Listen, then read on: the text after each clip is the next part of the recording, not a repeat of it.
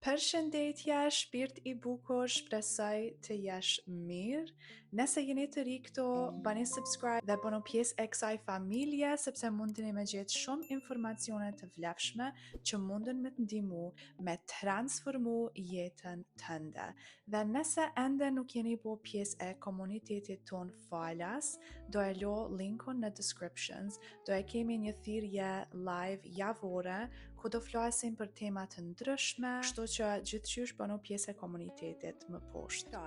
Sipas psikologjisë, zona e rehatisë është një mekanizëm mbrojtës e trurit që na mban në siguri, edhe kur ajo siguri nuk na shërben më. Imagjino këtë. Ti e din që duhesh të fillosh diçka të re.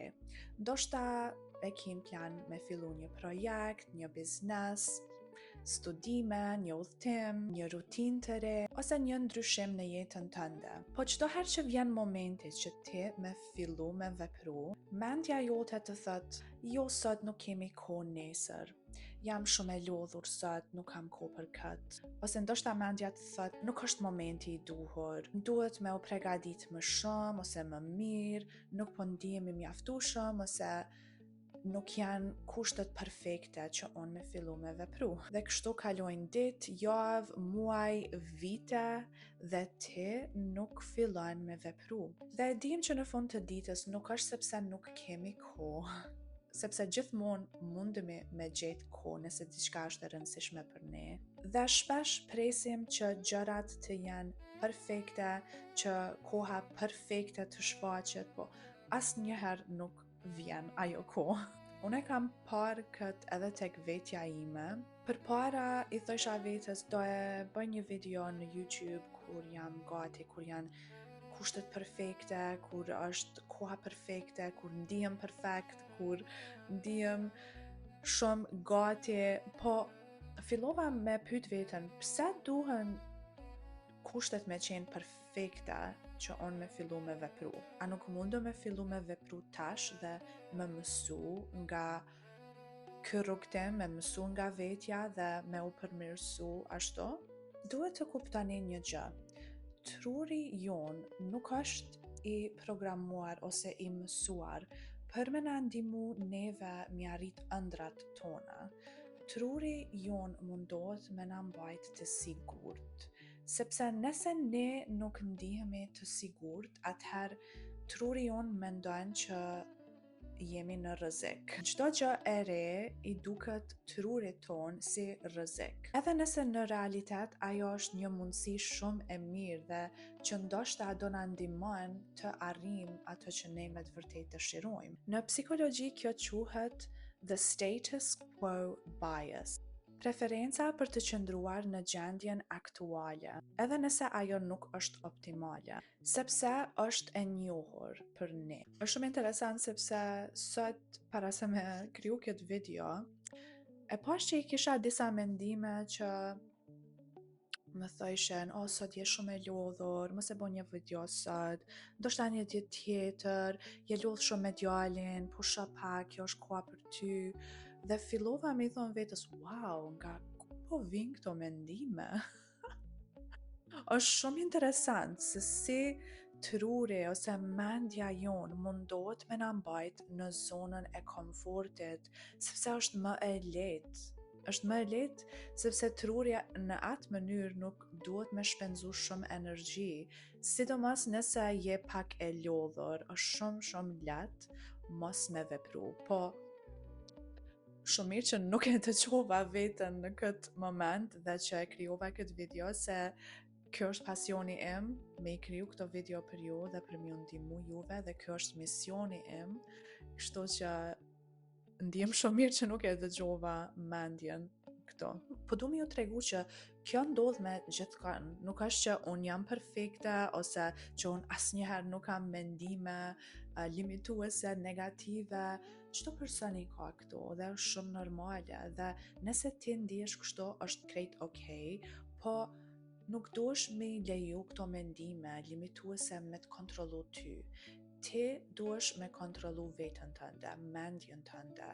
Ti je ai ose ajo që e udhëheq jetën tënde, jo mendimet automatike që vijnë shpeshherë nga ndërdia. Kur truri jon mundohet me na mbajt në zonën e rehatisë, shpeshherë mundeni me pa që i shtyni gjërat për më vonë, për një ditë tjetër, dhe e krijoni iluzionin që jeni të bu progres sepse jeni të zënë, kur në fakt po qëndron në vendin e njëjtë. Dhe kjo është arsyeja pse shumë njerëz ndihen të bllokuar. Unë besoj shumë në ligjin e tërheqjes, po edhe ligji i tërheqjes në gjuhën në anglisht e ka fjalën aksion, law of attraction, action, aksion. Ti duhesh me fillu me vepru. Kur ti fillon me vepru, gjërat vinë te ti shumë më lehtë, sepse ti e transmeton atë energji që ti tash je në një realitet tjetër, që ti po kërkon më shumë nga jeta, dhe jeta të përgjigjet dhe të jep atë që ti po e kërkon. Zona e rehatis nuk është një vend i keq, është një vend neutral, po nëse ti qëndron shumë gjatë në këtë zonë të rehatis, mundet me u bo si një kafaz i padukshëm, sepse ti nuk po ecë përpara, po qëndron aty ku je, po stagnon. Dhe shumë shpesh mundeni me pa që nuk keni shumë motivim, ndjeni stagnim, frustrim dhe ndonjëherë edhe vetë dyshim. Dhe pastaj filloni të mendoni, ndoshta nuk jam i aftë, ndoshta nuk jam i mjaftueshme ose i mjaftueshëm. Mendoni pak për vete dhe për jetën e juaj. Mendoni për diçka që ju dëshironi me arrit, që ndoshta e keni shty për më vonë dhe po e shifni tash që tash është koha me vepru. Ndoshta do një punë të re, sepse nuk ndihesh më mirë aty në atë punën që ti e ki, ose e din që meriton më mirë, po ki frikë me lyp diçka më mirë, ose me apliku në diçka më mirë, sepse ndoshta mendon, ndoshta nuk e gjej një punë më të mirë se kjo, i kam të ardhurat e mira për momentin, ose dëshira jote është me kriju një biznes. Çka po të ndalë ty? Fillon me pyet veten dhe me pa se çfarë përgjigje po shfaqen. Ose ndoshta dëshiron me gjetë një partner, po nuk ndihesh për momentin gati, ose të duket sikur nuk pe gjen atë personin tënd.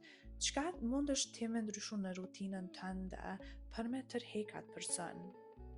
Ose çka mundesh ti me ndryshu komplet të vetja për me tërheq një person që është në atë frekuencën e njëjtë si ti? Ndoshta dëshiron me fillu me shku në palestër më shumë, ose me pas më shumë shoqni, ose me lexu më shumë. Çfarë do qoftë që ajo gjë është, filloni të mendoni, po pse nuk mundem unë me fillu me vepru sot? Çka mundem unë me bo sot? Një gjë të vogël që me fillu me vepru. Sepse po ju tregoj tash që asnjëherë nuk keni me qenë gati, asnjëherë nuk kanë me qenë kushtet ideale për asgjë. Gjithmonë do ndiheni sikur nuk jeni gati. Ndoshta nuk ndiheni të mjaftueshëm, ose që është koha më e mira për me ja fillu, po vetëm filloni, sepse keni me mësu shumë nga vetja. Pra mos pritni të ndiheni gati, mos pritni të ndiheni të motivuar, sepse motivimi vjen dhe shkon. Konsistenca është më e rëndësishme se motivimi. Mu më kujtohet që hera e parë që e pata pas klasën time të zumbës, kam qenë qaq e emocionuar. Ishte hera e parë që unë po dalë para njerëzve me vallëzu dhe me mbajt një klasë vetë si instruktore, dhe gjithkush më ka shiku vetëm mua për mi bo hapat mirë. Dhe më kujtohet që atë natë më duket s'kam flajt as një orë para se me pas klasën, po mbas klasës jam ndi shumë mirë me veten që kom mujt me arrit këtë, dhe tash mundem me bo atë klasë me sy mshel, sepse është shumë normale për mu tash. Gjithçka në fillim të duket pak e vështirë, po tani fillon me u mësu me atë gjë dhe nuk duket shumë e frikshme. Edhe këto video për mu ka qenë pak e vështirë me qenë konsistente me këto video, sepse i thosha vetës që duna mi planifiku videot me duna me bo shumë research, me mësu edhe më shumë gjëra, edhe pse unë jam psikologe e kualifikuar dhe jam edhe coach e kualifikuar, kam mësu gjithë jetën për psikologjin, po ende nuk unë disha gati, nuk unë disha që jam gati me dalë para kamerës dhe me folë shlirë. Po kur fillova me i thonë vetës që vetëm duna me fillu dhe nuk ka shumë rëndësi a planifikoj shumë videon apo jo, që është e rëndësishme është mesazhi im dhe nëse unë mundë me ndimu vetëm një personi me këtë video, me këto video që unë po i bëj, ajo është e mjaftueshme për mu. Që po du me thonë me këtë është fillani, edhe nëse nuk ndiheni të gatshëm. Kam qenë duke bisedu me një kliente që ëndra saj është me kriju një familje, po për momentin nuk po ndihet gati, nuk po ndihet që është gati me kriju një familje dhe më kujtohet që i thash asnjëherë nuk i me qenë gati, asnjëherë nuk i me undi që okej, kjo është koha perfekte që unë me fillu, me mendu për me pas një familje. Nuk mundesh me qenë gati për diçka që nuk e ke përjetu ende. Për atë arsye vetëm duhesh me fillu me vepru dhe me mësu gjatë rrugës. Pra, më tregoni në komente diçka që do fillani të ndryshoni që sot të veprani drejt qëllimeve të juaja. Shpresoj që ju ka ndihmu kjo video. Nëse po, ju lutem me tregoni në komente, sepse gjithmonë gëzohem kur isha komentet e juaja dhe kam qef me ditë cilat video për ju pëlqejnë, cilat tema, nëse keni ndonjë pyetje dhe nëse keni ndonjë sugjerim për një video tjetër, ju lutem me tregoni në komente. Okej, njerëz të dashur, deri herën tjetër, shpresoj të kaloni shumë bukur dhe shihemi në videon tjetër. Tong, miropafshim!